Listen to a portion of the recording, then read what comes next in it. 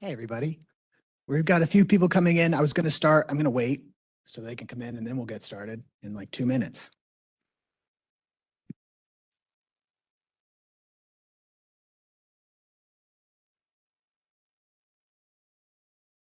Maybe they're not coming in. So let's just go. All right. Thanks for coming out, everybody. It is great to see you all. There's been a lot of work to get here. If you'll permit me, it was not that long ago, right? We were all wondering quite what this was going to look like. And some of you were there. So it really is something to see us all here today to talk about how we're going to implement this program. And I wanted to say thanks for the help that many of you have offered, both at the time. Some were helpful suggestions and some was helpful opposition, I guess. And but we got to where we are, and then we've been working to get this program stood up. So thank you for all of that help. I feel like right now it's been nice to see an example of how we can come together and figure out compromise that works for Arizona when it comes to water. So it is with that spirit that we'd like to approach today's meeting, right? To make sure that we've got a program that's ready to go. We've put in a lot of work. We think that it is. We think we'll be ready to start taking applications as soon as the law becomes effective on the 26th. And we hope that you agree, especially at the end of the day. My name is Ben Bryce. I'm an advisor to Director Bushatsky. I'm here with Taylor Pearson, who is our AMA Programs Team Supervisor, and David French, who is our AMA Director, and of course, Nicole Klobus, who is our Chief Counsel. Just some logistics. This shouldn't be new to folks, but just in case it is, what we're doing today is being recorded, and it's going to be a public record. So for anybody who's watching online and wants to participate, or anyone who has an idea of standing up and saying or doing something, just know it's recorded and it's a public record. So keep that in mind before you do anything, if that's not something you'd be comfortable with. We will post all the materials to our Ag to Urban webpage and the meeting recording. When we do get to the discussion, the question portion, just make sure you speak into the microphone. We'll have one going around so that everyone can hear you. I expect that the questions you have here are the same ones that folks will have online.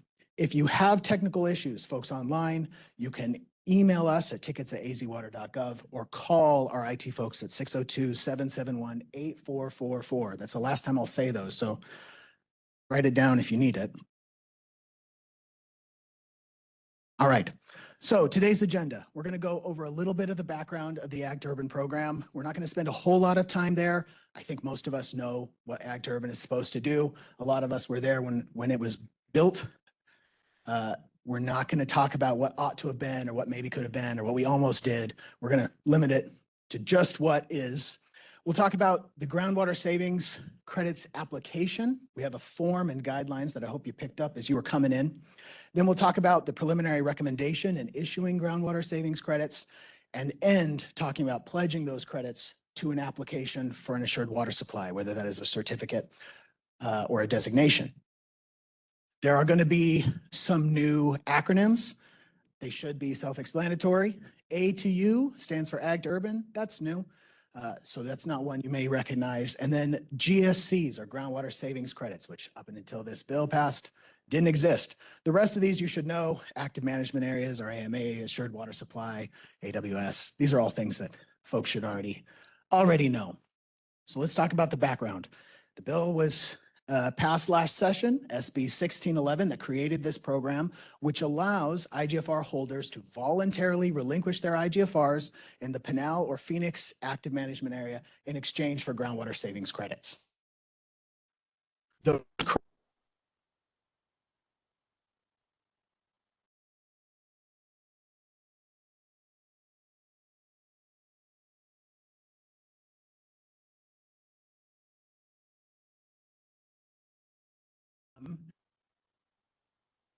Something like only as an exemption from physical availability during that time when you are applying for a cause or a DAWS. And we'll talk a little bit more about what that means, but we want to make sure that we're clear about what this is and what it's not.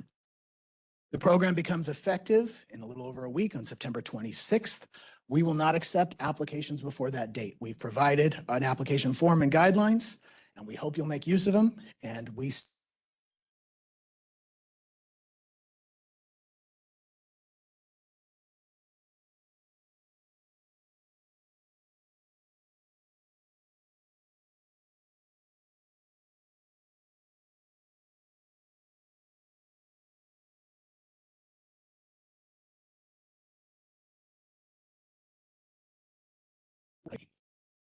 let's talk about the process. I was going to talk about eligible lands. I'm worried about fighting with my presentation to get back there. Oh, there we go. So eligible lands, we'll note on this. The lands that are eligible to participate in the program are going to be lands with an IGFR where they may be irrigated under that IGFR and have been irrigated in at least 3 of the preceding 5 years. They must have been irrigated with groundwater or in lieu water. So I know a lot of folks out there have IGFRs that have access to surface water as well. Surface water doesn't count for this analysis. Groundwater or in lieu water in 3 of the last 5 years. And lastly, an IGFR cannot have an overlying cause, an overlying certificate of assured water supply. There's some situations where an IGFR may be covered partially by a cause, and we'll talk about what we can do in that kind of a situation. Additionally, in order to be eligible, you must have filed your previous 5 years worth of required annual reports. You cannot have a negative flex account balance and have complied with the Groundwater Management Act and applicable management plan in your use of the IGFR. And we'll talk a little bit about what all of those things mean. The application process. First, we can't require, but would suggest that making contact with the department to let us know that you're going to submit an application is great for you and great for us, especially when this program is of such a priority. We have already redeployed staff to make sure that we have the capacity to meet the need. This is a very high priority for us. We want things to go smoothly and would suggest that maybe the best way to start that is when you have an application is to reach out to at least let us know and perhaps have a pre-app meeting. Next, you would submit your application. We would review it for completeness and reach out to you if there's anything that's missing, and then turn to our substantive review to check your eligibility, to run the model check, and to determine the number of groundwater savings credits for which you would be eligible. We would then prepare a preliminary recommendation to the director of the number of credits for which you would be eligible, and before taking action on that recommendation, share that with you, the applicant. And it would not be until you provide us written confirmation that we would relinquish the IGFR and issue groundwater savings credits. From there, you've got 2 options. You're holding these credits. You can either pledge them to an assured water supply or restore the IGFR. So first, in the application, you all picked it up. We have, well, before I get there, this is the contact information if you want to reach out to have a pre-app meeting about your application. Reach out to us at ag2urban@azwater.gov or use this phone number right here. And we'll now run through the application form. We've created a new form with 14 questions. We'll go through each question one at a time. You'll have it in front of you if you picked one up outside. If you don't, you can access this right now. It's available on the Ag2Urban webpage. You'll see the GSC application form. You'll also see the GSC application guidelines available right next to it. These guidelines will give a brief overview of what groundwater savings credits are and walk through each of the questions in the application so that hopefully between what we talk about today and those guidelines, no one should have any questions about how to fill this thing out and how to apply for groundwater savings credits. So we'll start with question number 1. We ask you to provide the certificate number. This is going to start with a 58. I think almost everyone here in the room should know what that looks like, and you can find that on your IGFR certificate. If you don't have one, you can input your parcel number into the website we've provided right here, but also reach out and let us know because there's a way that we can take care of it if you have lost or your certificate or if it has been somehow destroyed. Question number 2, we ask you to attach the original certificate. And that's because we don't want to have original certificates floating out there if you decide to relinquish that IGFR. If for whatever reason you decide not to, we will of course return that certificate to you. If you're submitting your application via email, we would just ask that you either deliver or mail your original certificate to the department. The third and fourth questions will ask you for the assessable parcel numbers of the land to which your IGFR is appurtenant, and we will also ask you to attach a copy of your deed. If you don't have that, you can find that on the applicable county website, and we've provided the website for Maricopa and Pinal counties here. We next ask for you to, for the land that you've identified, provide the IGFR numbers for the previous 5 years. The reason we say that is because you have an IGFR right now with a certain number, and it may be that you've had the same IGFR number for the past 5 years. If that's the case, great. It may also be the case, however, that you've had an IGFR that was split sometime during the previous 5 years. That's going to matter to us. During our analysis, we have to look at those. So we ask that you provide the IGFR number that pertained to that land, every IGFR number that pertained to that land over the last 5 years. If you don't know this information, it can be researched. We give the web address right here where you can look up the applicable IGFR certificates. We ask this because we need it to make sure the minimum reduction requirement is met, and we can talk about what that means. Question, oh, well, I'll talk about it now then. The minimum reduction requirement ensures that there is at least a certain amount of water savings. We know that in almost all the cases, we're going to save a lot more than this, but what we want is at least a 40% reduction over the 3 highest usage years in the previous 5. So what that means is everyone heard the conversation about what the conversion rate was going to be. It ended up being 1.5 in Phoenix and 1 in Pinal. When we look at the amount of water or the amount of credits for which you would be eligible, that can be reduced if there's not enough savings. And so we have to look at the previous 5 years, and we'll walk through how exactly that works in a little bit. Question 6, we'd ask you to identify the applicable AMA. If you're not able to do that, then you really are up a creek. So reach out, let us know, and we'll help you. But remember, only Phoenix and the Pinal AMAs are eligible to participate in the program. There's the potential for Tucson at some point in the future if certain conditions are met. Those haven't been met yet. So for now, we're talking Phoenix and Pinal. All right, question 7 asks you to list the name and contact information for the current IGFR holder. This one really matters, so we're going to spend a little bit of time on it. The name on the certificate needs to match the owner of the parcels. If it doesn't, it's going to cause us some problems. So take a look at that. If they do not match, we can fix that. Reach out to us and we'll help you. We'll have to file a Form 58-500 change of ownership. Totally doable. We can get through that, but let us know, right? Don't submit an application where those don't match. It's just going to cause some headaches. If you do need that form, we provide it right here. But of course, if you have questions, reach out. The next question on the form will ask for the number of certificated acres on the IGFR certificate. Again, this is one of those places where we want to be very accurate.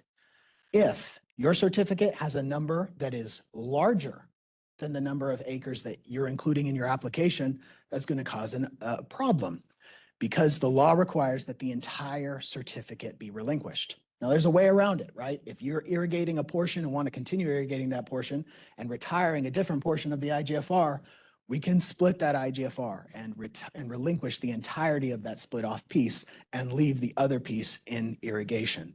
But the law requires that the entirety of an IGFR be relinquished, so we'll have to split the IGFR first. So if you run into this point and you list the number and you've got a larger number on your certificate than you want to relinquish, that's indicating right there, this is a problem, let's get this solved first. And that way you don't send in an application where we have to turn around and say, sorry, we can't do anything with this, right? We want these to be fast and smooth.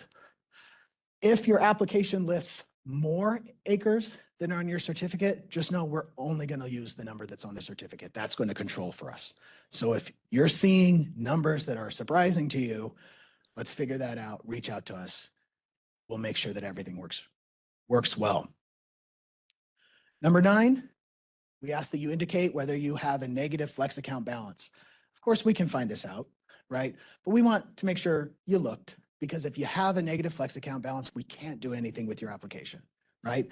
And it doesn't mean you can't participate in the program. It just means you need to get rid of that negative flex account balance. Bring your account out of the negative, and we'll be good to go. So, but we mark this one really to make sure that we're not getting applications that we're forced to just say we can't do anything with it yet, right? We want to make sure that these are successful and move quickly. If you need to check your account balance, this second address right here will let you quickly do that. If you have questions, you can reach out to the agricultural specialist in the AMA section, and you can find their contact information at that first address. And of course, we'll be providing this entire presentation, so you don't have to be writing all these addresses down. We'll get those to you. We then ask you to indicate whether the lands to which your IGFR is appurtenant have an overlying cause. Again, we're asking for you to just mark that basic thing, right? Saying that you understand if there's a cause, it's ineligible. Now, remember how we could split an IGFR so that you could keep irrigating one portion and then relinquish a different portion? You can do that same thing if you've got an IGFR where a cause overlies only a portion of it. But if there is an overlying cause to any of the lands in your application, they are going to be ineligible. That's the way the law is written, and we don't have anywhere to go with that. Question 11. For the previous 5 years, we are going to ask you the amount of in-lieu water and groundwater that was delivered along with the applicable IGFR certificate number and the acres. Right off the bat, if you've had a split in the past, you're going to see that there are places where there are more acres for different IGFR numbers in your past. We asked you to list them exactly as they're listed on the certificate. The reason for that, when we are determining the amount of water that was used in the past, if there has been an IGFR split, we would assign a proportionate share of the water that's used. So we really need you to give us the entirety of the IGFR acres and the entire amount of water that was used by an IGFR in the past. Also, I've already had this question, so I'll note it here.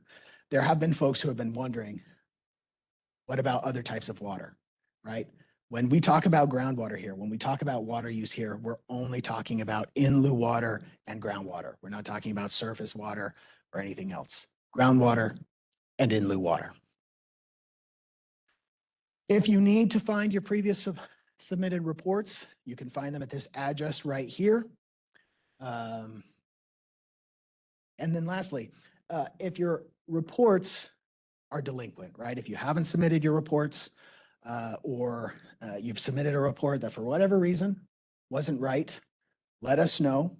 You can bring that up to speed, get that corrected. However, you would have to pay the outstanding fees in order to make that right. And we're not going to be looking at reports that are older than 3 years, right? We're going to be looking at the last 3. So take a look at your records, make sure that they're right. And if you need to bring them up to par, then reach out to us to do that.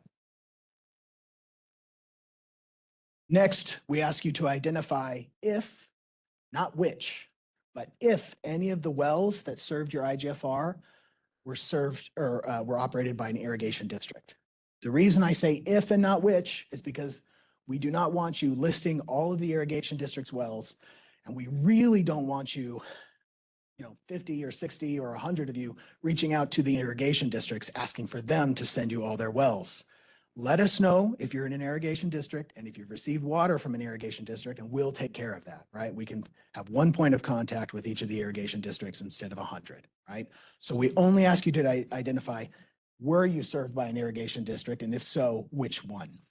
However, if you were served by wells that are not irrigation district wells, then we do ask for you to identify those wells. You can find them on your previous annual reports or on your facility report, which you can find in our image records. And if you'd like to request an updated one, you can reach out to ag2urban@azwater.gov or call our number.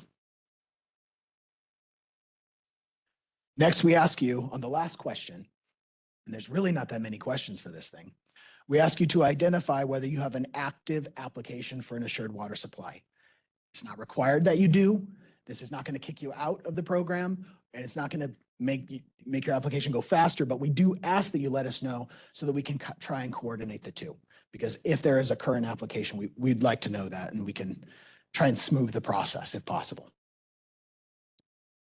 Lastly, we're going to ask for your certificate, or excuse me, for your certification and signature. What you're certifying is that the application is true and complete to the best of your knowledge and belief, of course, but also we're asking you to affirm that the IGFR that you are relinquishing or applying to relinquish, that your use of it has complied with Chapter 2, the applicable management plan, all the rules that would apply to the IGFR's use. That includes proper and accurate submission of annual reports, adherence to conservation requirements, and compliance with the relevant statutes. Right? We're asking you to affirm that, yes, you have done that. Next, you'd submit it. You can send us a copy via email. If you do that, we'd ask you to send the original certificate to us, either through the mail or to deliver it.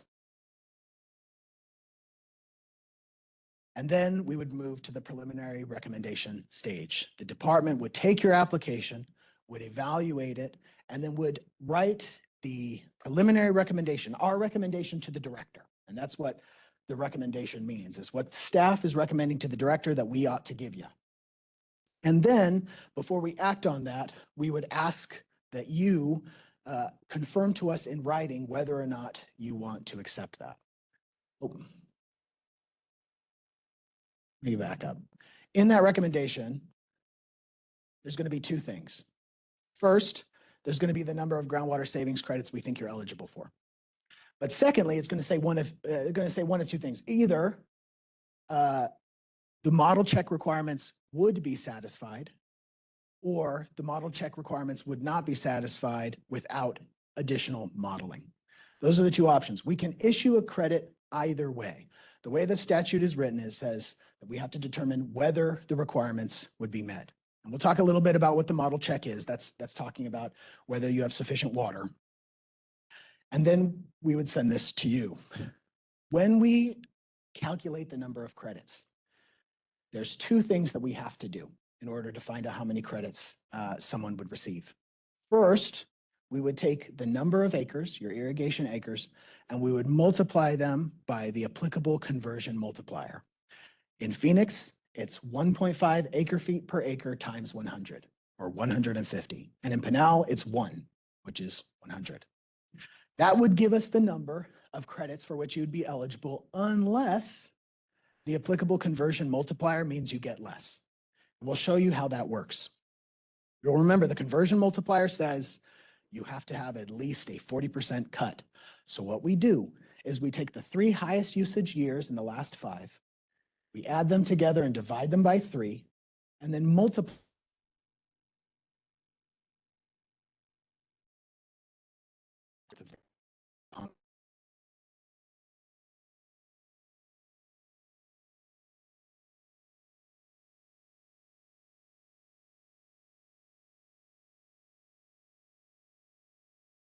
through a lot of things verbally. So let me show you what that looks like with an example.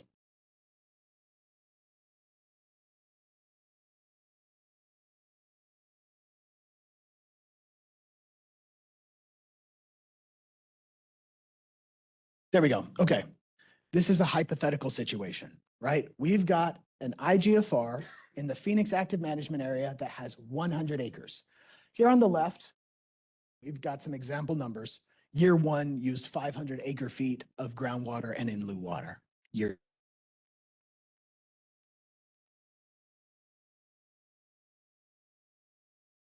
as we calculus, we multiply 100 by 150 and we get 15,000.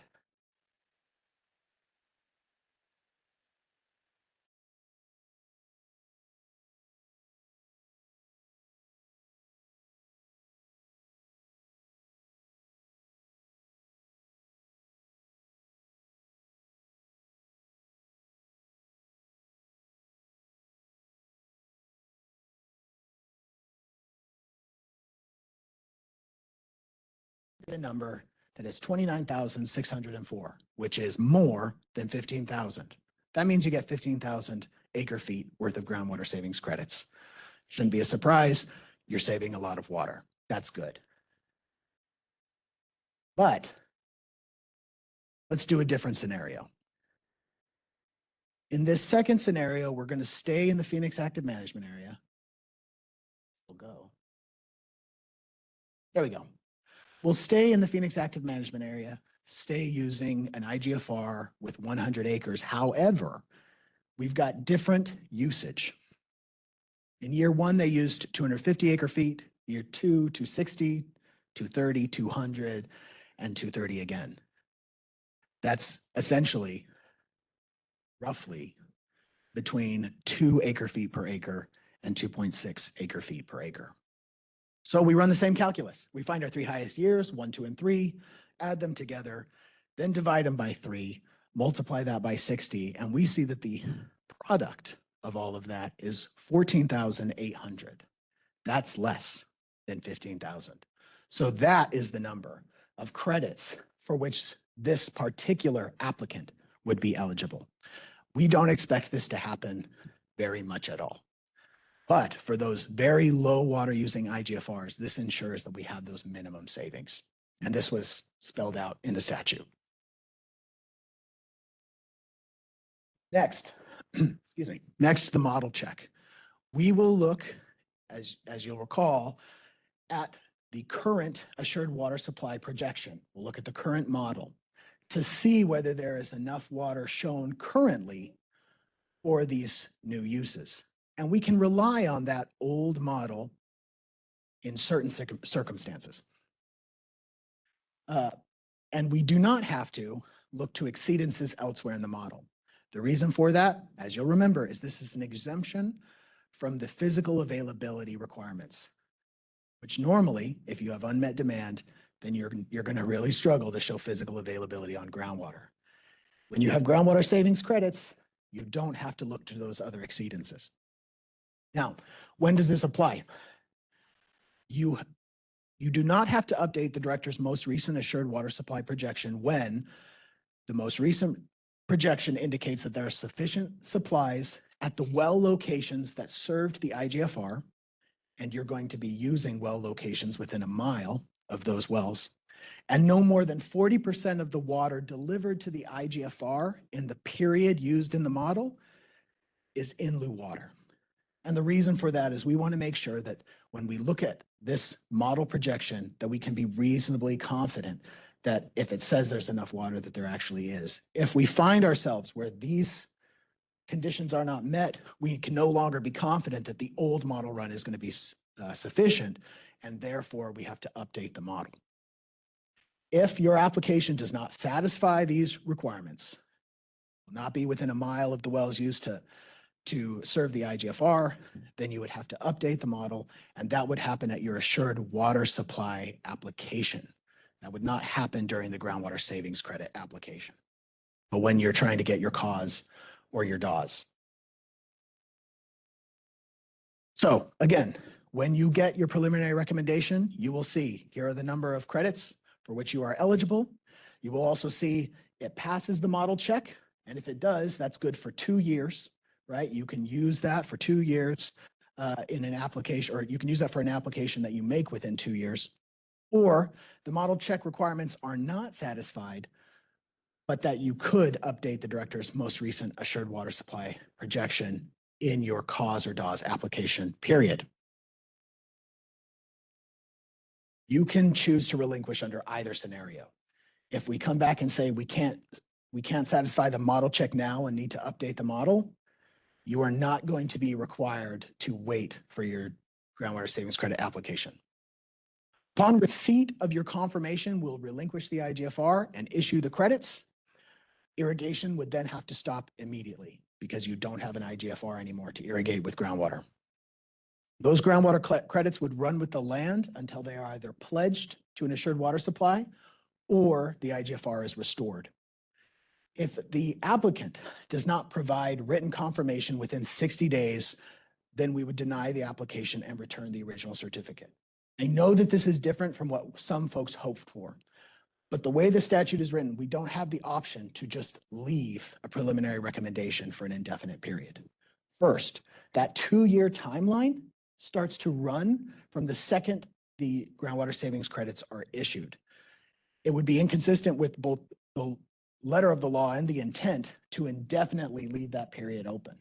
Additionally, when we evaluate these credits, we are making that evaluation based on past groundwater use, past irrigation history, the amount that you're using, and that can change. So to indefinitely leave this open would mean that we find ourselves in a situation where those situations are no longer the case. So we'll provide a 60-day period for the applicant to decide to either relinquish or to not.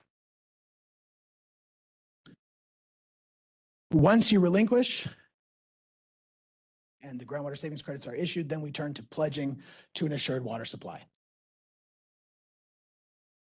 You'll recall that when you get an assured water supply, either a CAUS or a DAWS, you have to satisfy 7 different criteria: physical water availability, continuous water availability, legal availability, whether you have the financial capability to deliver it, whether the water is of sufficient quality, etc.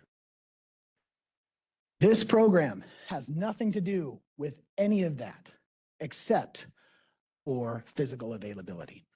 The only way that this applies is during your application, at the part where we would normally say, please show physical availability. You can respond by saying, I don't have to, I'm exempt from that because I have groundwater savings credits. And then we would turn to whether or not you satisfy the conditions of the groundwater savings credits. So those conditions, you have to satisfy the model check requirements to show that your application meets the water use location requirements and show that it will comply with water use restrictions. So for the model check, we've talked about this a lot, but I do want to hit on it plenty to make sure that we're all clear. We will make a determination at the groundwater savings credit application stage of whether you pass the model check. If you do and you apply to the department within 2 years, then we can rely upon that so long as the conditions haven't changed, so long as you're still going to put wells in those locations where we had evaluated in the model check. Otherwise, the most recent assured water supply projection would need to be updated. And of course, that update means that we're changing the rate or location of withdrawals. We're not going to be looking at exceedances elsewhere in the model. There's also water use location limitations. For a DAWS, water can only be used within the designated provider's designation, and retired IGFR acres would need to be brought into the designation. For a CAUS, groundwater would be used only on the retired IGFR acres or within a mile of those acres. And then there are use restrictions prohibiting non-functional turf, water parks, decorative water features like lakes, ponds, or lagoons, except for an exemption for effluent lakes. And then municipalities cannot require ag to urban subdivisions with a cause to increase their lot sizes or reduce lot yield or increase the size of a right-of-way to add landscape.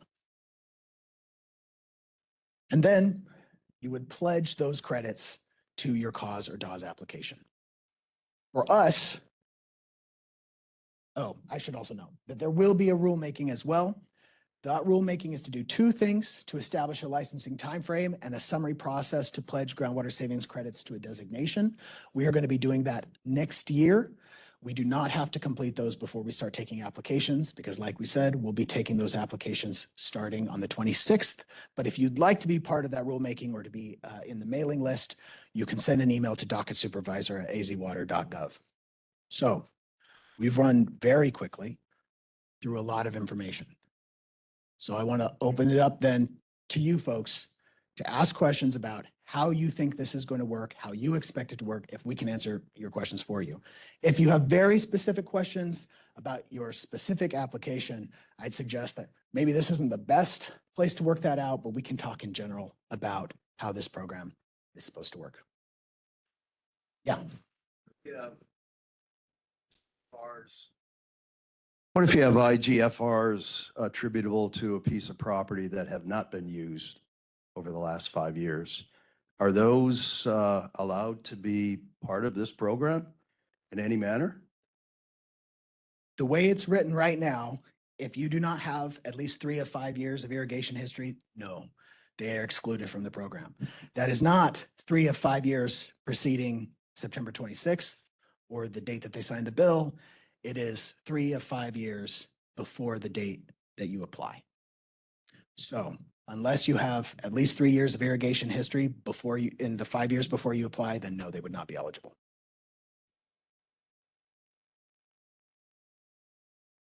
Yeah. We got a mic coming right to you. That 60-day expiration potentially can be a concern because landowners that are entering a contract with a home builder, oftentimes that contract is a year or 2 years, and it's based on entitlement work and due diligence. And so I'm pretty sure home builders are going to want to make sure that they have this certificate prior to closing. But if there's other things leading into not closing because of other issues with zoning or whatever, that can become a problem. Okay. Well, I hear your concern. I appreciate that. The way that it's currently written, I don't think we have an option to.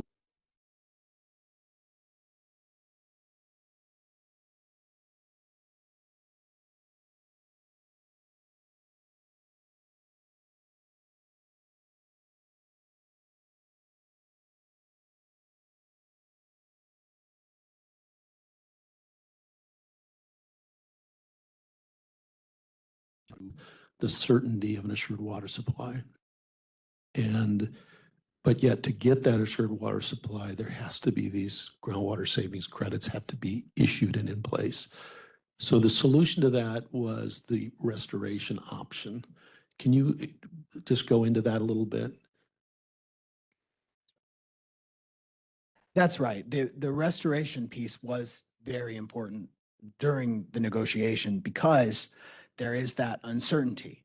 What about an agricultural user has an IGFR, is willing to relinquish that IGFR in order to get these credits and enable a deal, but there's that uncertainty. What if the deal falls apart? That's why within the bill, it said specifically, if groundwater savings credits are not pledged to a cause or a DAWS, the IGFR can be restored. Now, we don't have an application procedure for that yet. I don't expect that we're going to run into that a whole lot before we start issuing groundwater savings credits. That said, so long as the IGFR has not been pledged to a cause or a DAWS, it can be restored. Yeah. We need to dig into that a little bit. It would be very helpful if we could, and I think the statute is worded to allow this, but the ability to restore really needs to be open until there's an issued assured water supply. In other words, the mere pledging doesn't shut off the option to restore. The mere inclusion in an application should not.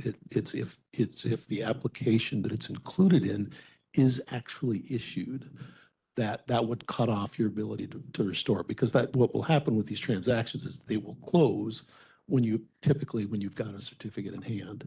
Can you just comment on that, please? And I can speak directly to that.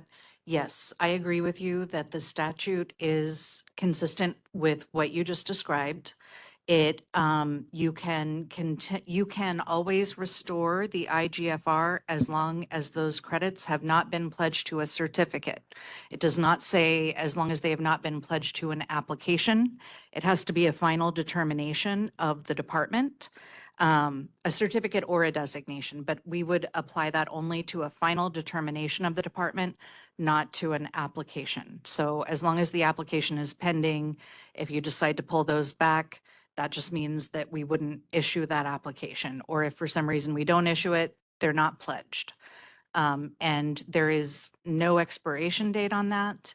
And I think the viewpoint in those negotiations that you described was that, you know, at the very least, we get the benefit to the aquifer over the time that the credits were relinquished until they're restored. So at least we get that benefit, and then there's not going to be a development anyway. So you just go back to what you would have done had there been no ag to urban program.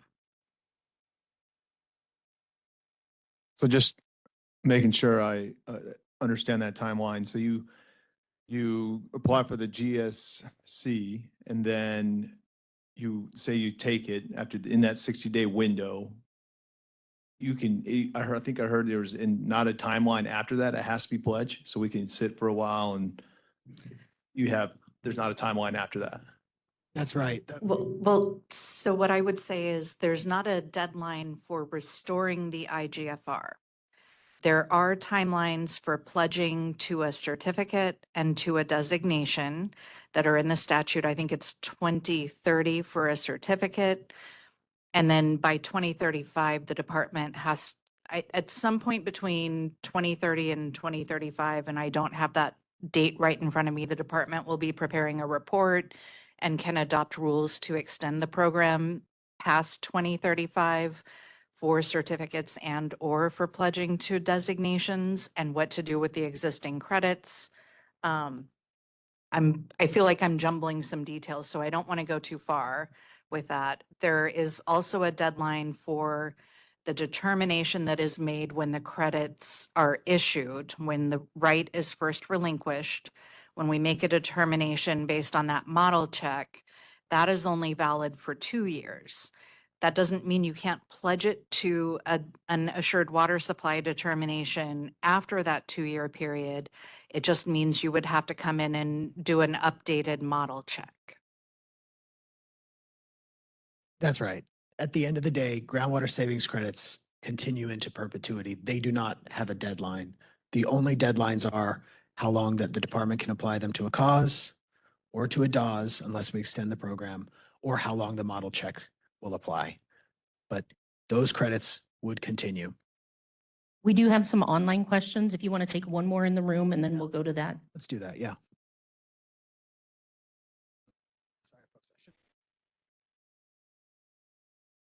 Thank you. So practically speaking, if I understand this correctly, after the groundwater savings credits are issued, or you're given the option to have them issued, you have 60 days to determine whether or not to take them or to relinquish them. Practically speaking, you may have a farmer with a sublease. He's got crops on the ground. He has to irrigate, and we're forced to terminate that early, potentially, because it's not entirely clear to me what ADWR's timeline is to issue these. And so we're going to have to determine in advance whether or not when we need to terminate these leases or subleases to farmers. Like how would you expect that to work? And how is there a way that we can work through that so that we have a little bit more flexibility? I think part of your question is how long is this going to take us? Yeah. Okay. We're targeting 30 days. We know that that's really quick, right? The way that we're looking at this, we don't expect that it should take us a year to get through one of these. So we're targeting that 30-day period. We don't know how many applications we're going to receive in the first month or the first year, right? And so that's why I'm advisedly saying target. That said, we expect that these should move quickly. So we don't anticipate that you would have to wonder for a long period of time what's going to happen there. Yeah, Spence, I'll get to you right after we get some of these online ones. Okay. Can you hear me? First question is, if we already have an application in queue, how do we amend or adjust with new calculations without losing our spot? Colin, I'm looking at you. Do you have thoughts on how I should answer that one? I can probably I'll let- help a I'll let little bit Nicole. more generally. So we don't, it's not like when you go to the bakery and you have to take a number and wait for them to call your number quite like that. To some extent it is. Our file managers have a set of files that they look at. They'll, obviously we start with the ones that have been there the longest. Ideally, when it comes in, we want to look at it as soon as possible that day. If there are problems with that application, we want to notify you as soon as possible. It's in our interest just as much as it is in yours.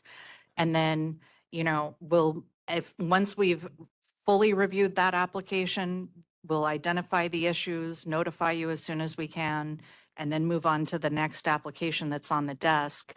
But we don't necessarily look at it firmly like a number. I suspect that file reviewers will probably have a system where at some point during the day, they'll use that time to look at the new applications that have shown up on their desk. At another part of the day, they'll look at any responses that have shown up in the mail or in email. So I think there's going to be a little bit of juggling back and forth between those that have been pending that have new responses and those that, just came in today. So I don't think there's necessarily a point of losing your spot, but I would say that, as much as you can do to send us an application that has everything as close to correct as possible and all of the information we're requesting at the front end, that's great. If you want to come in for a pre-application meeting, that certainly, we think, in our experience, helps with that, with improving those odds of getting everything right the first time. And then when we do notify you of a deficiency, the faster you respond, the faster we can take a look at it. I do want to just make a distinction too, because we're talking about two kinds of applications. When I said 30 days, I'm talking about the application for groundwater savings credits. And then we have those applications for a cause or a DAWS. So I did want to make that distinction between the question that was just asked and the question asked right before. Okay, next question. How does an owner split a certificate? No change of ownership, but does not want to retire all of original certificate. We've got a form for that. Yeah, they can reach out to us, or they can find that on our webpage. The information is here in the presentation as well. Submit that correct form and we can get that processed. Okay, what if the IGFR is part of a multiple IGFR BMP? For example, 88 minus the number. How should I answer question 11?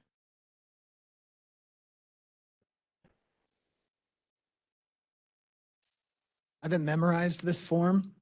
It didn't exist like you see it today, quite this way yesterday, so. Oh, okay, the annual reports for the previous 5 years.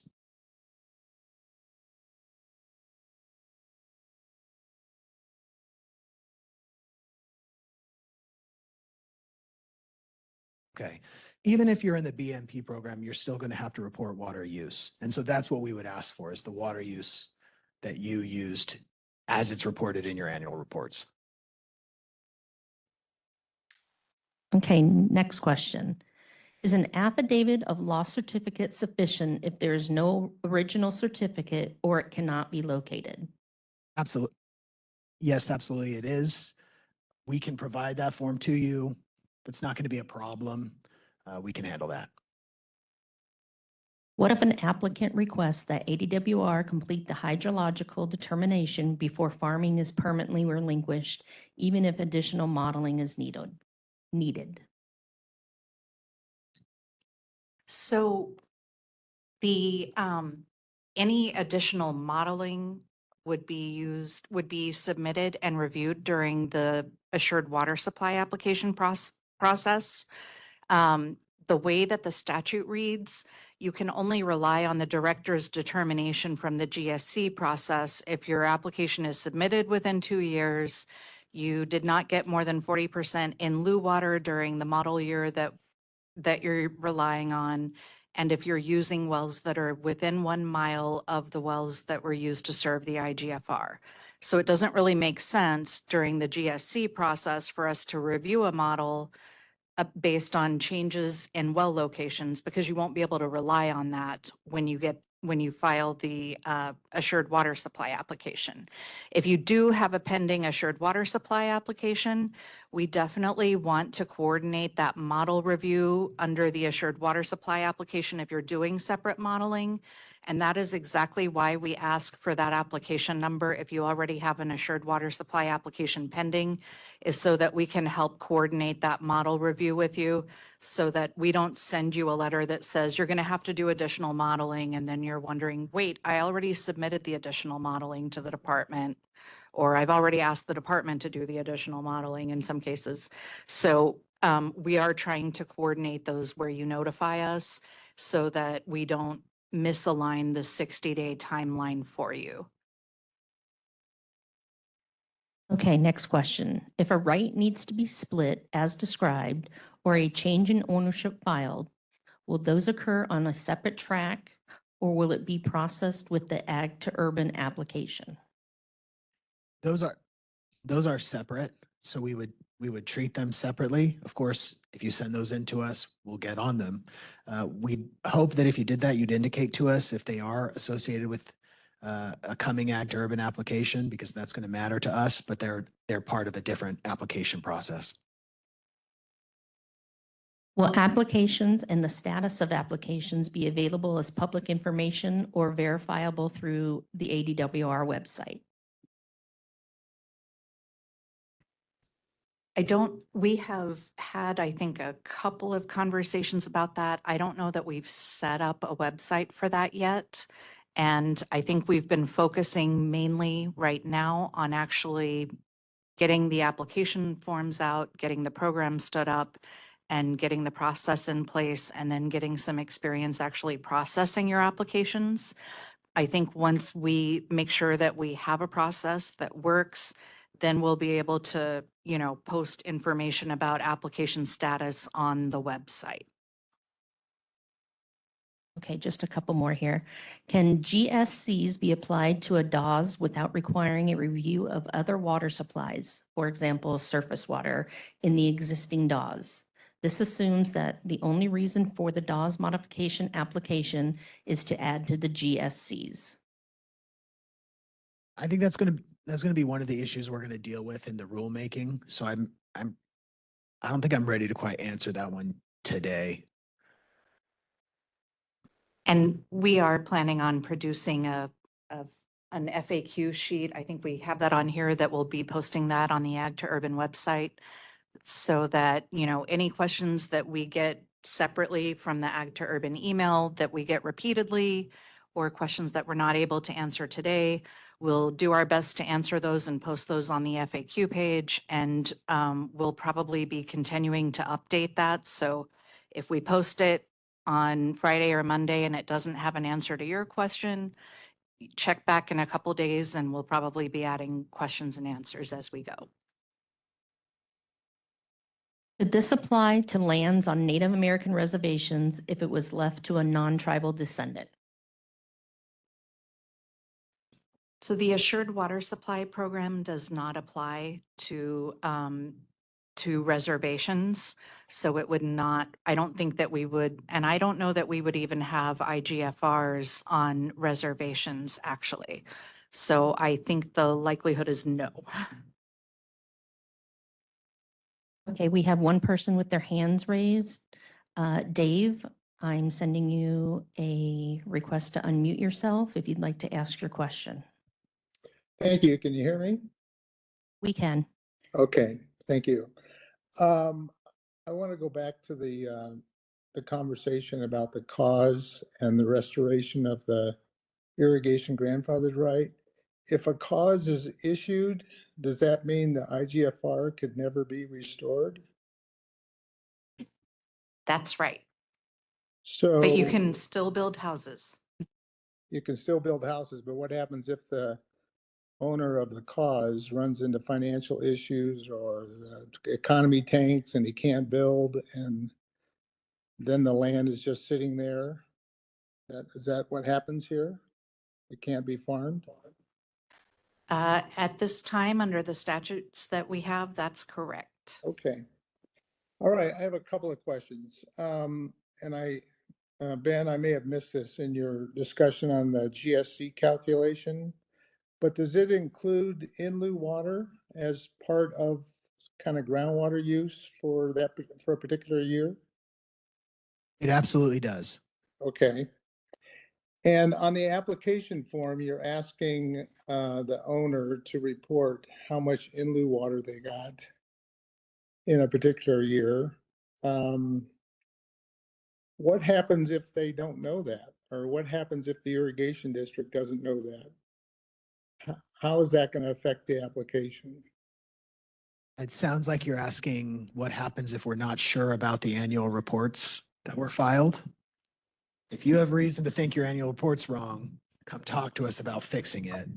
but that Well- should be in your annual report.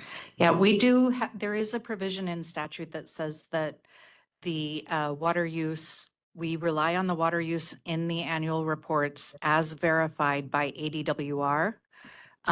So ADWR does typically verify the annual reports, but if the annual reports are wrong, it is not unusual for someone to amend a previous year's annual report.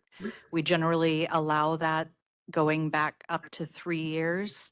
In our experience, if you go back more than 3 years, you are probably not used, you probably don't have typically evidence that supports any confidence in the accuracy of that information. Well, Nicole, I will tell you that any irrigation district that receives in lieu water, for example, just look at SRP. Let's say they receive 50,000 acre feet of CAP water at the CAP SRP interconnect, and it goes into their system. There is no way on earth they can tell you how much a farmer down in Levine gets of in lieu water. You just don't know because it's commingled with the entire system. And so Yeah. the level of accuracy of how much in lieu water is delivered to each particular farm is, especially in that situation, and the Roosevelt Irrigation District is in the same situation. It's a fallacy to know how much. What we do know is that if the groundwater savings facility operates correctly, we know that that water was used in lieu of groundwater. And so that is the important piece of how much groundwater was saved or how much groundwater was used on a particular farm. You don't use chemical tags on every molecule of water as required by statute? No, we don't. We are And fully aware of that. And if you And- go down that path, we'll all be in trouble. Yeah, no, nobody has time for that.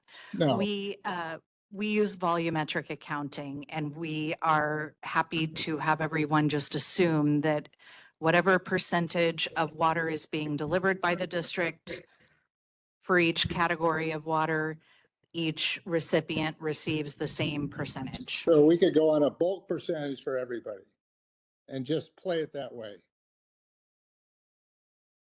Sound good? I think what we're saying is don't change what you're already doing. Well, some of us, well, okay. We can talk more about that. But anyway, okay. That's the extent of my question so far right now, Ben. Thank you. Thanks, Dave. All right, I know Spencer's been waiting patiently, and then I got another one, and then another one. So, oh, go for it. Just trying to understand what the latest is that a landowner, a farmer can give up and stop farming. Like, can they wait until the cause is ready to be issued? Or are they having to relinquish and stop farming prior to that point? The time you stop irrigating is when the irrigation grandfathered right ceases to exist, which would be at relinquishment. So you'd get your groundwater savings credits at the same time the IGFR is relinquished. That is when irrigation has to stop. So that would not be at the issuance of the cause.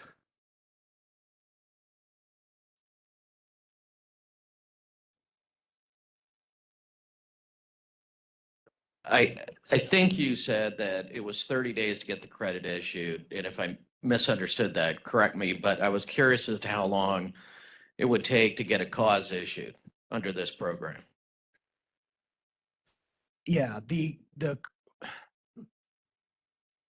cause is obviously not going to be 30 days, right? Well, that's disappointing. What's that? I'm sorry to disappoint you. It's not the first time, Spencer. So, yeah, we expect that this could translate to quicker times issuing cause in some narrow situations, right? If we can avoid certain kind of modeling things and rely on the model check. But there's other elements of the cause that aren't going to be sped up by this program. But if I understood the presentation correctly, you're just really looking at physical availability. Is that the big issue that you're reviewing? And if so, theoretically, don't you think you could do it in a quicker time frame because of the limited review under this circumstance? So I think the point of that slide in the presentation was to point out that the only aspect of the certificate application that GSCs will address is physical availability. I think you are correct that there are many applications where physical availability evaluation takes the bulk of the time, but it is not universal. And so we can't, I think there will be benefits to many certificate applicants that are able to rely on groundwater savings credits. Inevitably, there will be many certificates that will be issued faster as a result. The certificate LTF will not be changing based on this. Instead, there's just the benefit for those who are able to complete their certificate applications. Otherwise, as long as everything else is going smoothly with that particular application, then yes, I think the GSC process will likely be faster than a standard model evaluation. And then can I just ask a couple quick follow-ups on that? Because it's all related to this timing issue. So if I heard correctly, if there was a problem with the model review of a credit, that potentially could be resolved in the review of the certificate. Okay. And I'm curious as to why, if you can't pass the model related to the credit, the issuance of the credit, why would you then resolve it in the certificate? So just walk me through that. That would be helpful. But then also, do you, I'm assuming you're okay with a cause and a credit application happening concurrently, even though it's a 30-day review for the credit, that they can happen at the same time. Yeah, I'll answer those in the opposite order. Yeah, we're okay with that. And then to the first part, I'll take your mic too. So I'm going to walk back all the way to try and make this make more sense. So how does the model work, right? When we run the model and you see the whole valley, there's going to be little cells in the model showing how much water is available. And we color code it, happy green, and then red and black, depending on how the groundwater is responding to the inputs into the model. We've got the most recent model run. And we can look at that and see how the water is acting, right? There's the idea, based on when we look at these credits, right, that we can come in and say, look, we got a bunch of farms out there using a lot of water, and we're going to reduce how much water is coming out. So theoretically, if a model cell's doing good now, it should keep doing good into the future, right? Do we really need to go model that to prove it? So the idea here is, if we're sure, I shouldn't even say sure, if we're reasonably comfortable with the idea that we're changing the withdrawals enough to show that if the model looks good now, it'll keep looking good into the future, then we won't make someone run a new model. But the only times that we're going to feel comfortable with that is if you are withdrawing within a mile of the wells that serve the IGFR, so that we can feel comfortable that the kinds of withdrawals we're seeing are right. And if less than 40% of the water that was served the IGFR in the time used by the model was in lieu water. And the reason for that is we know we get at least a 40% reduction because of the minimum reduction requirement. And so we want to make sure that if someone's getting in lieu water, that the model is accounting for that. So if we know that there's a 40% reduction at least, and no more than 40% of the water used was in lieu water, then we're reasonably comfortable that we can look at that old model. And that's the model check. We're going to check the model, look at the old run. Now, if those circumstances are not met, doesn't mean you can't keep going, or we're just going to make you update the model. And DWR, we believe, will be able to provide a courtesy to the applicant to do that for them. But when we update that model, we're going to update just the location of pumping and the amount of pumping that is occurring.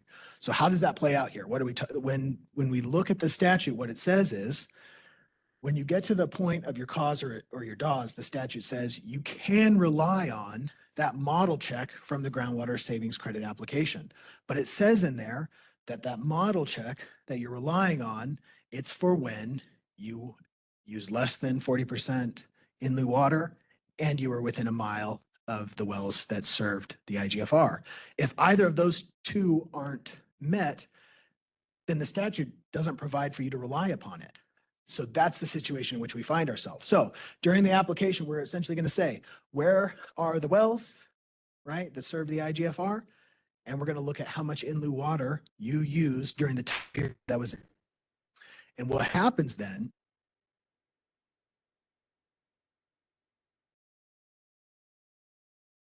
here.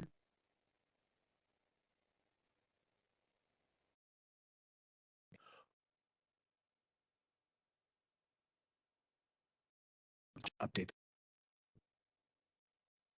Yeah. Rob's question is, what do you need to do to update the model? You don't need to build a whole new model from scratch. We're going to change the location and rate of pumping. Or the-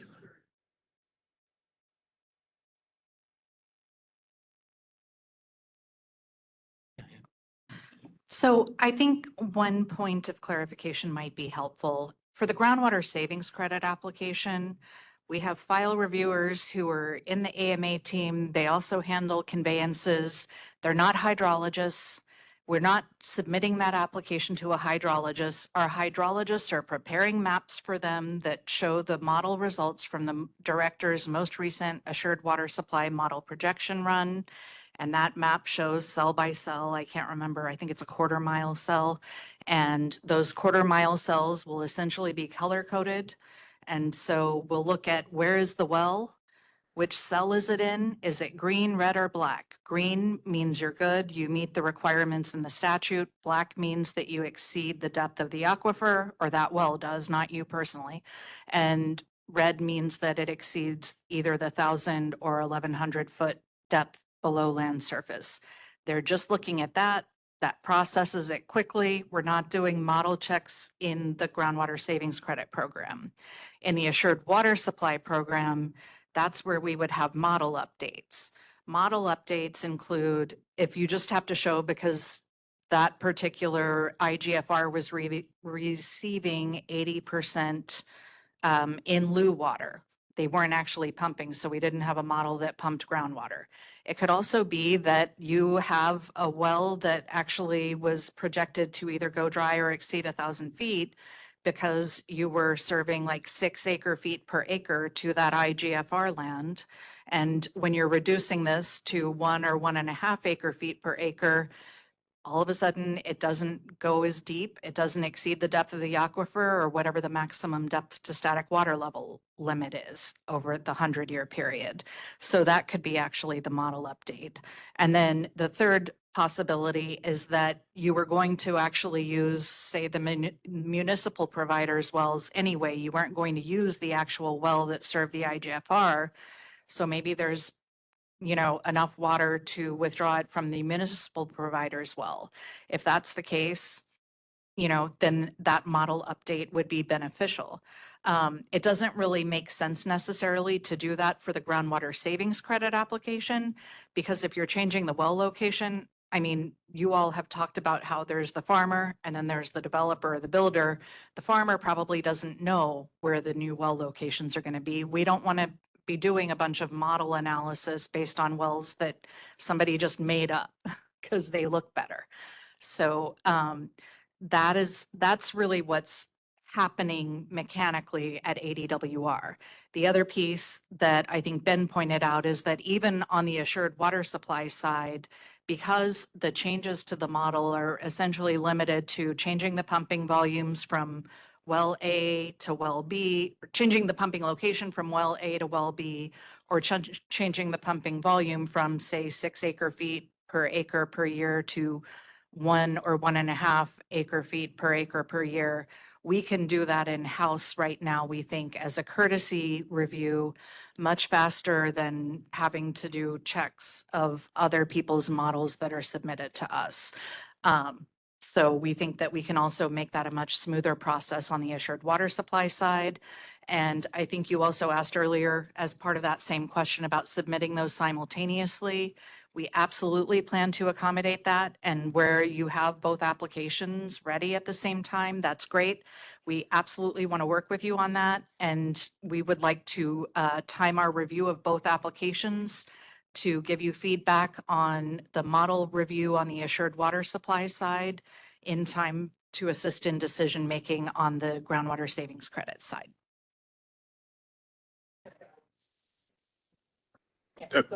Okay, real quick. My question is on thinking about certificates and right-sizing the amount of acreage you would relinquish. It would be very helpful to have the demand calculator at least somewhat signed off on in a certificate application, so you would know how many acres you would need to put into this program so that you have enough credits. And I could see in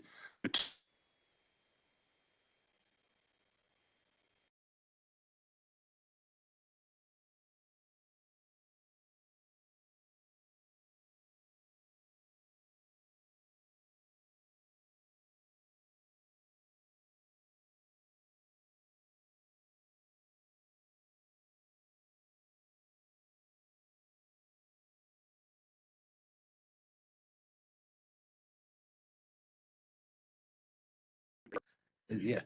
Yeah, I think it is, right? The demand calculator is on the website. It's good to go. Yeah. Yeah, yeah. Oh, apologies. Okay, okay. That makes. So I think that's going to depend on how, whether you have a plat map that's ready to go that can be used to support the demand calculator and any other documentation that may be required. It's not always required, but may be required to support some of the assumptions in the demand calculator. I think that will, to the extent that you have a certificate application pending and you let us know that you have both pending, we'll try to coordinate that. And if you actually let us know, I definitely want to get feedback on the demand calculator that I submitted and make sure that's good before I proceed and hit yes on relinquishing, then we'll work with you on that. So it's dependent on making sure the applicant has all of those materials ready at the right time. I apologize. I misunderstood your question. I thought I understood you to say that in reviewing the annual reports for the specific IGFR, you would only look at groundwater and in lieu water delivered. So if you have a situation where the IGFR is receiving a blend of water that includes surface water, not in lieu water, you would discount that in determining the 60%? That's right. That anything that's not groundwater or in lieu water, because it's treated as groundwater, would not count for the statute. That would be true even though under state law, you could irrigate that land completely with groundwater. Yes. Yes, because you have not been irrigating it completely with groundwater. And what we're looking to do is ensure that there are actual savings from the conversion. Now, if there's a surface water right that is actually pertinent to that land, then it's possible that that surface water right may also be able to be used to support a certificate or designation application as well. Then I also understood you to say that you won't accept an amendment to an annual report older than 3 years. Generally speaking, I think that we would have a concern about the accuracy of information that's more than 3 years old. That's been our concern traditionally. We also prefer not to be going back and opening up old records. But, if you can actually show us that you have accurate records that are more accurate than what's already in the report, and, we can actually verify that water use, then we can take a look at that.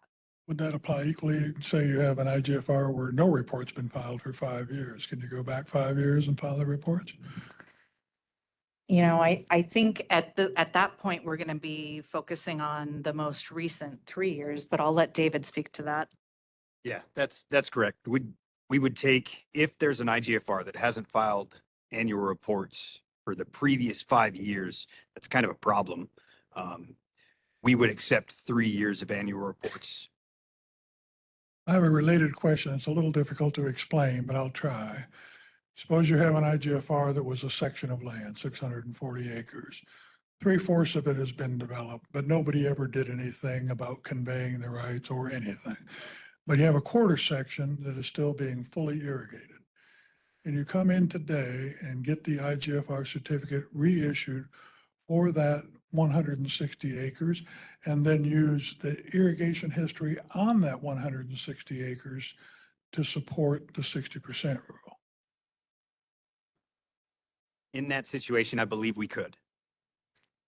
That's probably going to be a real world scenario. So, because a lot of these IGFRs, they were sold off to developers. Nobody did anything with the irrigation, right? But there's still land that's actively irrigated. So, sorry, one caveat to that, you can absolutely split just to get an IGFR certificate for that 160 acres. Now, I think that the way that the mean annual water use provision of the statute reads, it actually requires us to look at IGFRs that were attached to the land for the previous 5 years. And that is part of the way that we negotiated. We heavily negotiated that history of use section. And we were trying to find a way to add a little more flexibility to the review that we conduct than the review that we conduct under the type 1 statute. It does that. We don't look at it on an acre by acre specifically. At the same time, anytime that you're making an adjustment makes this part easier, it might make this part harder. So then there may be a period of time that you'd have to wait to get the maximum value for groundwater savings credits for the part that you're splitting off. So.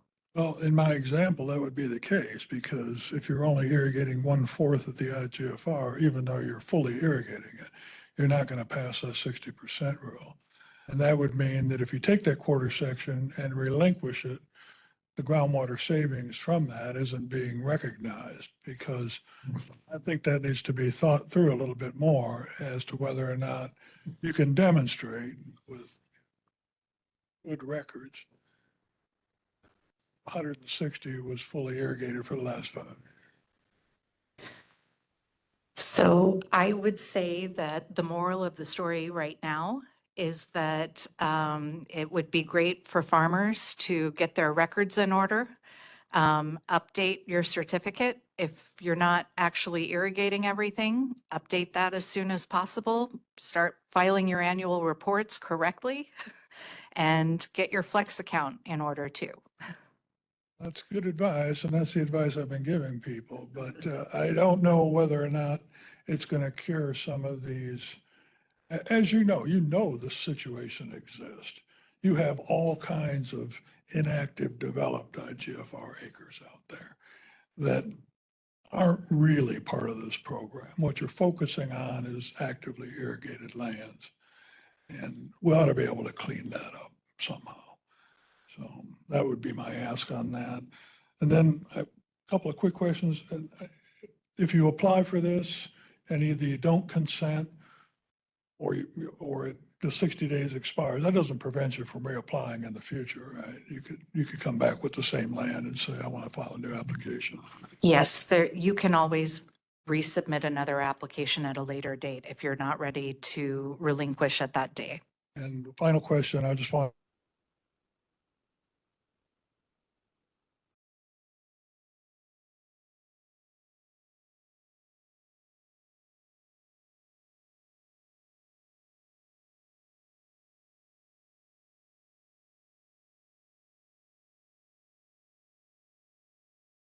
There are statutory restrictions on where the well can be located.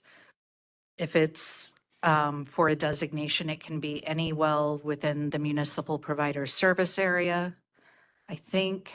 But I think that if it's for a certificate, it could be on the IGFR lands. Yeah, water use, that's correct for where the water can be used, and where wells can go is either within a mile of any well that served the IGFR or on the IGFR lands or a mile outside of those. But that's what I'm asking. I'm either misunderstanding or something, because I thought what you were saying is that when you apply for a certificate and you identify a well that is not the IGFR well or within 1 mile, then you would have to prove that that new well meets the hydrologic standard. That's correct, provided that the new well is in a permissible location. And according to the statute, that new well could either be within a mile of a well that served the IGFR or on the retired lands or a mile outside of them. So it still has to meet that. That's a very important point. It still has to meet that 1 mile standard, even though it's a different well. And even if you run a different model to show it. That's It right. still has to meet that. Okay. That's right. I got a couple of questions. The first one relates to partial year. So the 3 of 5 standard is full years. So if we come in with an application in the middle of the year, the groundwater use in that year doesn't count. Is that right? Yeah, we wouldn't have the full water use for the year. For like, if you were to apply today, we don't have the full water use reported right now for 2025, and we can't verify the water use for 2025 today. Okay. The latest year that we could verify would be 2024. And I think the statute says the preceding 5 years. So I think. Okay. Okay, let me go on to designated providers, because this is going to be, and maybe you can't shed much light on this, but a huge question is going to be the process for having these credits incorporated into a designation. One of the unknowns that we had when we were negotiating the bill was we really don't know how the designated providers are going to do this. But I could see a situation where they say, well, we're not going to let you subdivide until we have a piece of paper from the department that says this is in our designation. So right now, obviously, you're going to do that by rule, but right now it's sort of an open question about how is that going to happen. And I don't know if you can shed any light on it. To flesh that out a little bit, the concern will be, okay, I got these credits. Isn't it automatically going to go into that designation? I mean, what would be a reason not for it to go into the designation? Yeah, I feel like. Well, so I think there are a couple of ways that you could look at this. We could have a very, very extremely summary process that is similar to extinguishment credits. We've always allowed designated providers to pledge extinguishment credits as they go. They get added kind of to the account. They don't necessarily extend the term of the designation. We don't evaluate the overall demands versus supply and determine what year. So if they were currently designated through 2030, they're still designated through 2030, but we just add those groundwater savings credits to their account so that whenever they do come in, we note that they also have that amount of groundwater savings credits on physical availability of groundwater and stored water recovered outside the area of impact. If we were going to extend the term of the designation, I think we might need to take a look at doing that through something more like the expedited designation process, where you would still go to public notice, but we're not going to look at necessarily everything else that's in your designation. We're just going to look at supply and demand and include these groundwater savings credits. And then, of course, you could always do it where you're doing a normal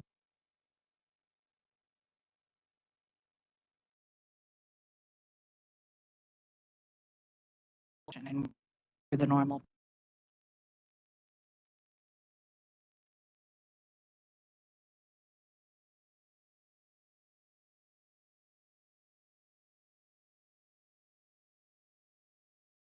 Necessarily extend the term of their designation, but they do get it so to speak, locked in. So that it can be added and everybody knows that they can move forward and that that water will be included in the designation. But we also want to have a stakeholder process where you all have, I mean, we do that anyway for rulemaking. So we'll have a stakeholder process where you can all tell us what we're missing. Appreciate that. Uh, But what that means is that we really won't have a way to get these credits into designations until that rulemaking process is complete. So that's probably a year away. Well, I think our deadline is June 30th of 2026. Okay, thank you. And I won't say anymore because I can't remember exactly what it says. Okay, we have some questions online. Are there any programs or policies in the Ag to Urban to assist affordable housing development with the water assurance requirement?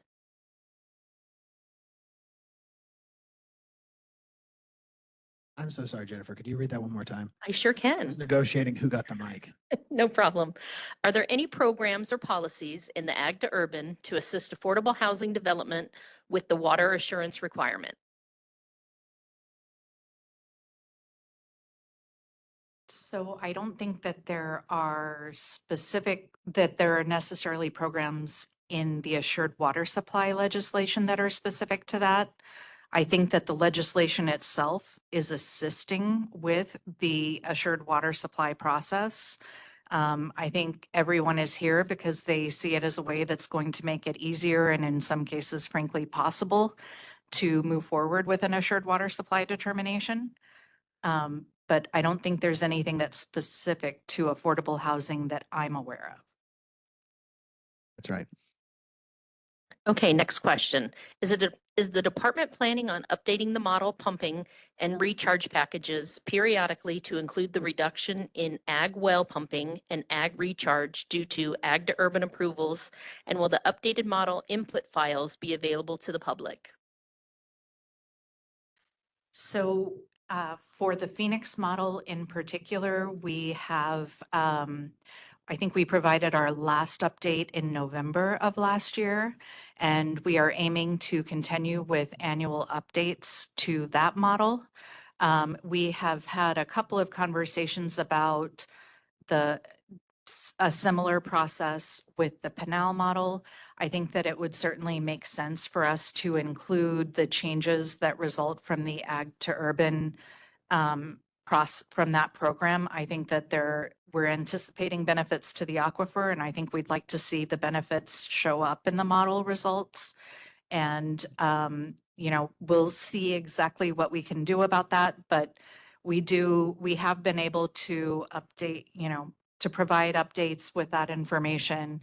And on the Phoenix AMA model, I know in particular, we have made those model files available to anyone through our website. Okay, next question. If the GSC is issued in 30 days and then tied to a cause application already in queue for 65 days before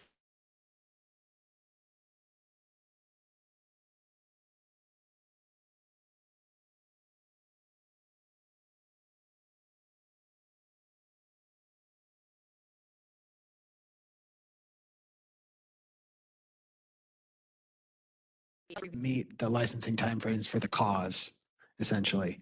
And what I would say is, provided that the cause application is complete, that we have the information that we need, we would proceed under the timelines that we've already set. However, I do want to note that, when our folks reach out saying that we need more information, we're going to need that more information. And I think we can read too that the department is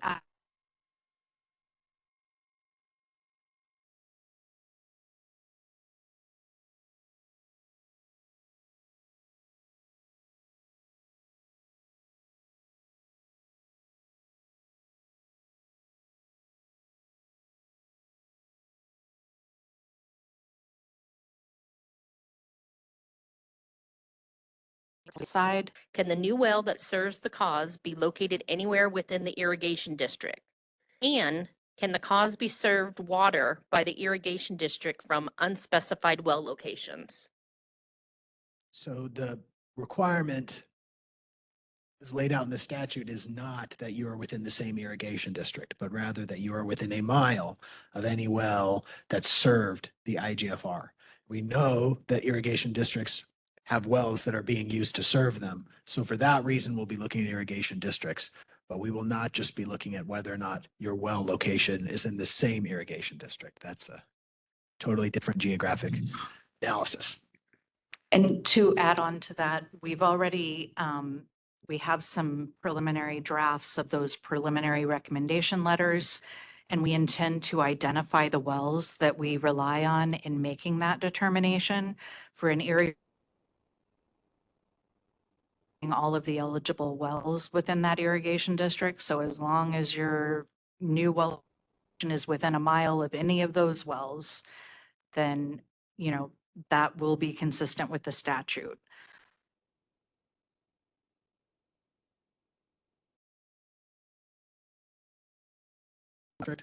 And I think the answer I'd give there is that you're still going to have to comply with the water quality requirements, whatever requirements DEQ might have, but there's other things involved here too. So what we're talking about when we're talking about GSCs is really just the physical availability element of a CAUS or DAWS application. So where you plan to get your water, so long as you're withdrawing within a permissible location, within a mile of a well that served the IGFR or within a mile of the IGFR lands, that should be acceptable so long as you can meet all of the requirements for a CAUS or a DAWS.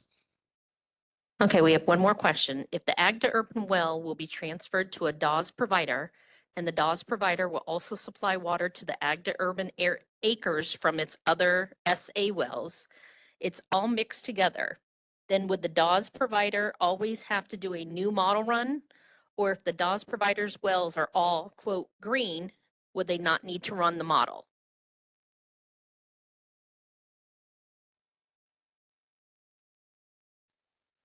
I think that a model update would be required potentially. I think we might need to, I think that's probably something we'd need to talk to a specific designated provider about and look at their wells, where they would want to show that pumping.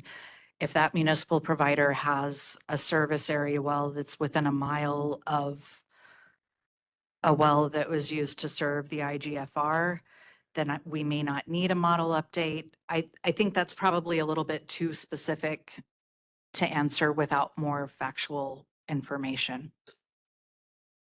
And just one last thing for the folks online. I know a couple people have said that the audio has broken up. If there's anything that you missed and is unclear, please raise your hand and I will unmute you so you can get clarification on your question.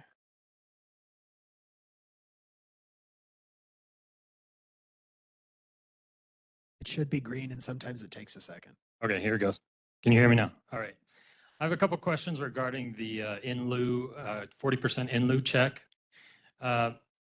Is the intent here that it be 40% of the of the water that's used for within an irrigation district over the 100-year projection period in the model?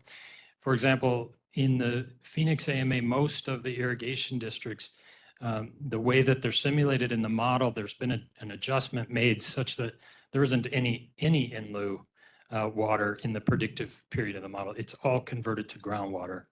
And in the Pinal AMA, there's, the department in the 2019 release of the Pinal AMA model, there's tables presented where there's several different supplies of water, in lieu being one of them, and those numbers change over time. So for the Pinal AMA, would that 40% check be the sum of all of those numbers over the course of the 100 years and divided by the total water applied to the irrigation district? I think we're going to have to talk to our modelers and we'll put that response in the FAQ. Okay. Yeah, I think it might be helpful. I have a lot of kind of detailed questions like that probably aren't best answered in this forum. So I would like to have maybe follow-up conversation. Yeah, and I think if you have a list of questions, it might be great if you can go ahead and send them to that ag2urban@azwater.gov email address, and we can start working on those. Sorry, one more quick question. Is the 2019 version of the Pinal model the latest version that you're using? I think that is the current latest projection. Okay, did you have a question right behind? And then Spencer, you moved. Just hand it right back. There you go. Real quick on the 5 years that was mentioned earlier today, is it from 2025 to 2030, you have roughly 5 years to get a certificate, but after 2030, you have to be in a designated provider? Is that what I understood? After 2030, we cannot accept an application for a cause that would apply groundwater savings credits. After that year, if you want to submit an application for assured water supply using credits, it would only be for a designated provider. So I just want to go back to the rulemaking on how we deal with incorporating these credits into a designation, because I think, from everything I've heard today, you obviously want to make this program work. You want to be as efficient as possible, et cetera. And we're very worried that if we were to try and build on ag land or close the deal, let's say close the deal, because there's a lot of developments in process that probably have their water and they're fined under the designation. But if you're trying to do a new project, the $1 million question is, what is the designated provider going to require us to do? This is 1.5 acre feet per acre. It's the cheapest water in town. They're going to want to incorporate it in our designation. At least that's what we believe. And so our industry is not interested in moving forward with any risk without water. And that ultimately in this process is going to be determined by your final approval, not the city as we've operated in the past, but you. And so it's tough to go to corporate and get revenue to close on a deal if DWR has not signed off on a process, a new process for us to close the deal. And so if you want it to work in designated providers, I think you really need to look at this issue, because the rulemaking, I know you're bound to do it and you should do it, and I don't criticize you for doing it, but in the interim, it could potentially hold up projects depending on how the designated providers want to implement it. And I don't criticize them for how they're choosing to implement it. I'm just saying, in that muckiness, we may be holding up projects unintentionally and holding up the closing of projects or the submission of projects. And I don't think that's the intent here. And so I really raise this as an issue in the near term, that you ought to spend some time on it. We're happy to talk to you about it.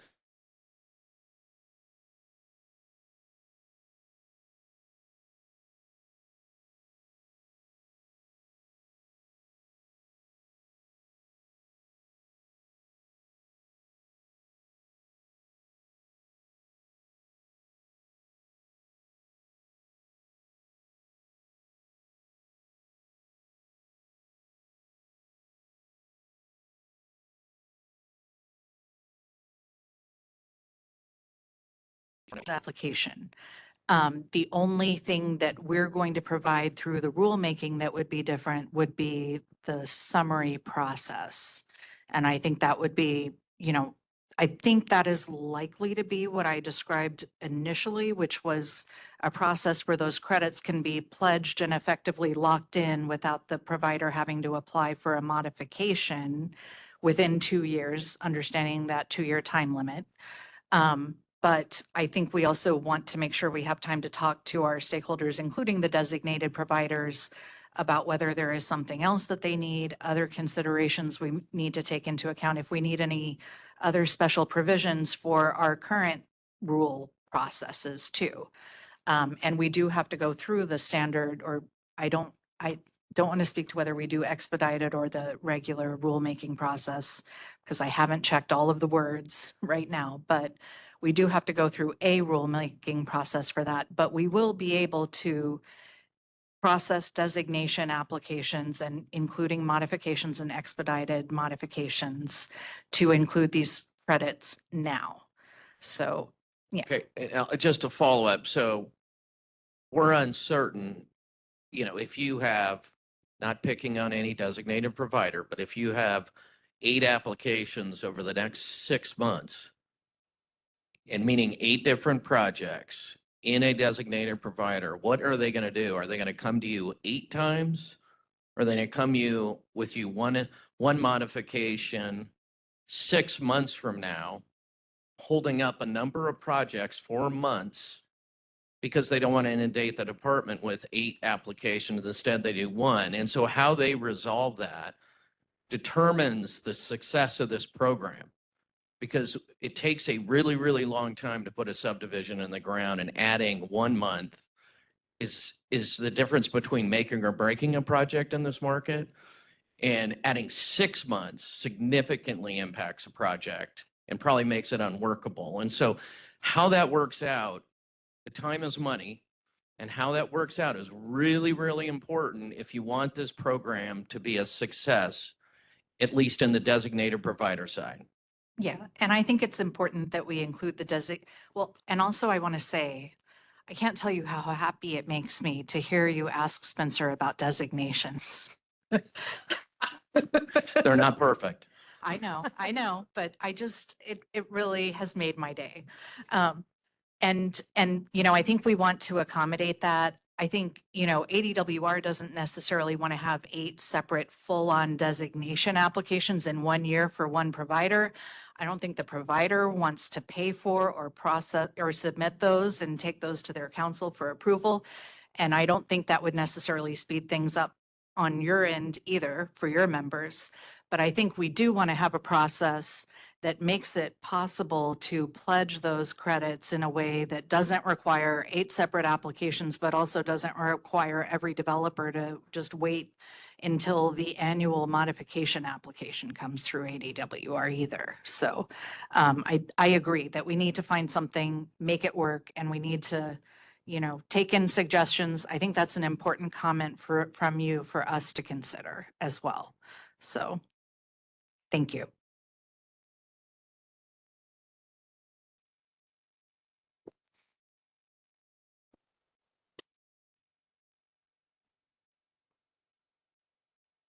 Thank you.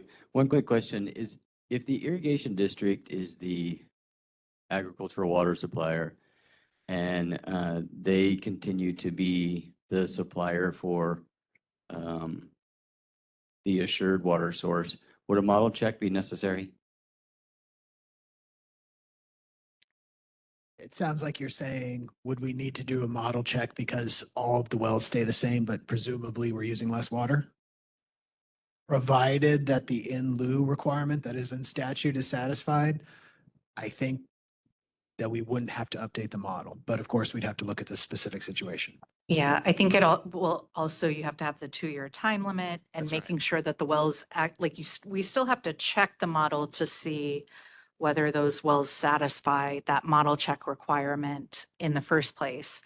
The other caution is, to the best of my knowledge, I think an irrigation well is not typically the same as a well that is used to serve municipal and industrial uses, particularly municipal. So, and I think there's a lot that goes into that and that is behind that. So we need to take a look at that.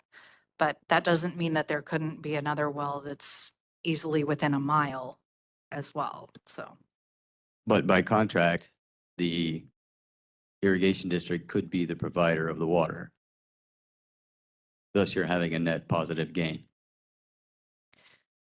We do have cases where irrigation districts are water providers and, we're able to process that. I don't know that they necessarily use the same well for like municipal services that they use for irrigation services.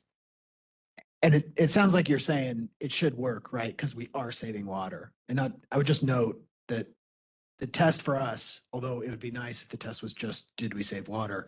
The test we have to follow is the one in the statute, which says we look at the specific wells, we look at the 40% in lieu requirement. We have the 2-year time frame. We still have to comply with that because it's in the statute.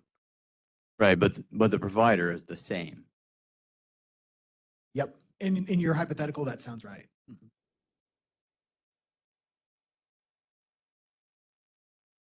Did you? I had a question regarding when the credit is issued and accepted and the relinquishment of the IGFR. Does that happen at the same time? When the Farmer? credit is issued and the IGFR is relinquished? Yeah. Yeah, they happen at the same time, So right? so the farmer has to stop irrigating immediately, basically. That's right. That's Okay. right. And so then potentially you would have 2 years of fallow land. And if the cause or DAWS application doesn't go forward for whatever reason, and that land wants to go back into production, you would give back the IGFR theoretically. But now a new application comes in and you've just lost those 2 years of use. Is there a way to resolve that? That sounds correct, right? That we look at the preceding 5 years. So presumably in your fact pattern, if you have 5 years of use and then you have 2 years where you don't use it, then we would look at the 3 years before that. Is there a reason to relinquish the IGFR at time of the GSC issuance, or could you relinquish the IGFR at the time of the cause or the DAWS issuance? So right now, I would say the main reason why we're doing it that way is because that's what the statute says. But that aside, you know, we've operated that way. We used that for decades and actually continue to do that for extinguishment credits. And I think everybody's has been able to figure out a way to do it with extinguishment credits where the irrigation stops when they extinguish it, and they extinguish it before they get the certificate.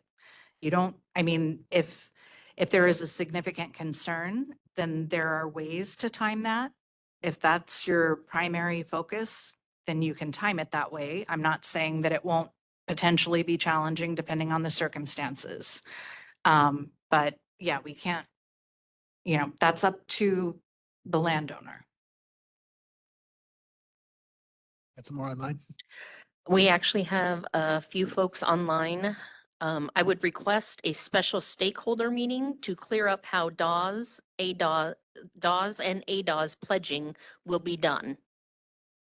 And someone dittos that request. We can certainly follow up when we have a little more clarity when it comes to how the DAWS will work. As far as how pledging will work for ADAWS. So it'll be the same for ADAWS and for DAWS generally.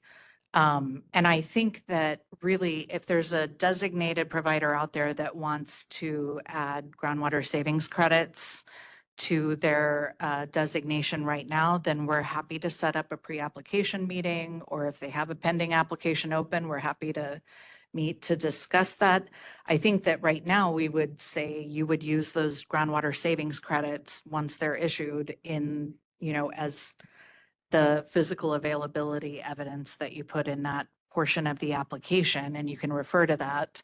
But if there are further questions, then we're certainly happy to meet with anybody. All right. We've been together. It's almost 3 o'clock. Do we have any? Yes.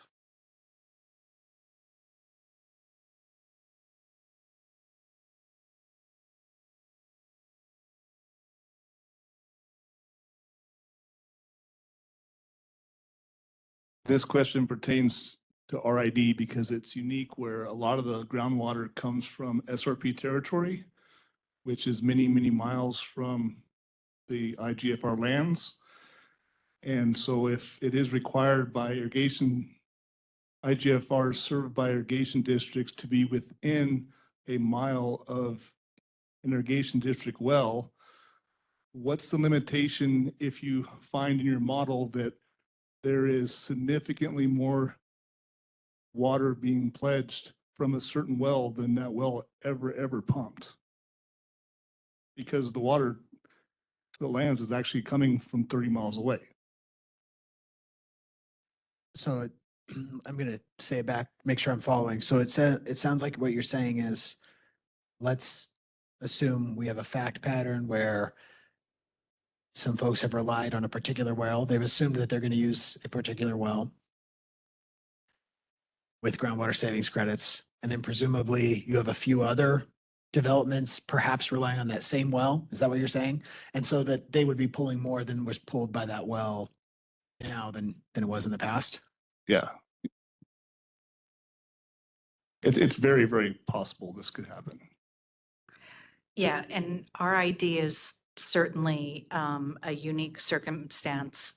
We tried to address that to some extent. That's part of why the model check is there, particularly for wells that are going to be located beyond a mile from the wells that were actually used to serve the IGFR, because we recognize our idea is a perfect example of a case where the wells that were used to serve an IGFR are likely not anywhere close to the wells that would be used to serve a development on the same lands.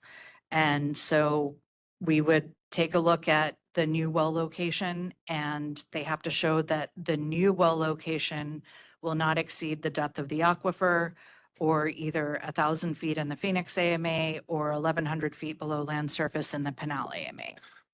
But specifically, there's not going to be a check on what that original specific well historical pumping use is. It's just model based. Well, part of the model update will be changing the pumping to accommodate the new volume. So where you're increasing, you would increase the volume, and where you're decreasing pumping from another well, you would decrease that.